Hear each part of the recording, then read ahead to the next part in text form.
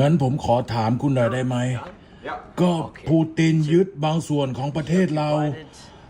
หลายส่วนเลยทั้งไครเมียแล้วก็ทางทิศตะวันออกเขายึดตอนปี 2014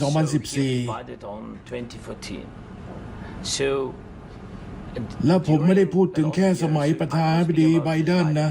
แต่ระหว่างนั้นเนี่ยมีทั้งโอบามาทรัมป์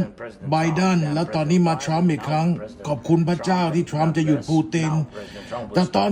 2014 ไม่มีใครหยุดปูตินได้เขาจะเข้ามายึดแผ่นดินของเราเขาเข้ามาฆ่าคนของเรา 2015 เปล่า 2014 อ๋อ 2014 ผมไม่อยู่ 2014 ถึง 2022 สถานการณ์มีคนล้มตายบาดเจ็บไม่มีใครหยุดเขาได้เลยคุณรู้ไหมเราเจรจากับเขาเจรจาแบบทวิภาคีและเราเซ็นสัญญาตอนปี 2019 ต่อหน้าผู้นำฝรั่งเศสกับผู้นำเยอรมนีขอให้มีการหยุดยิงและทุกคนสัญญาผมว่าปูตินจะไม่บุกรุกอีกแต่หลังจากนั้น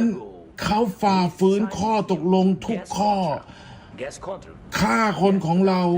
และไม่ยอมแลกเปลี่ยนเฉลยสงครามทั้งที่เราตกลงแล้วนี่มันคือข้อตกลงยังไงกันแน่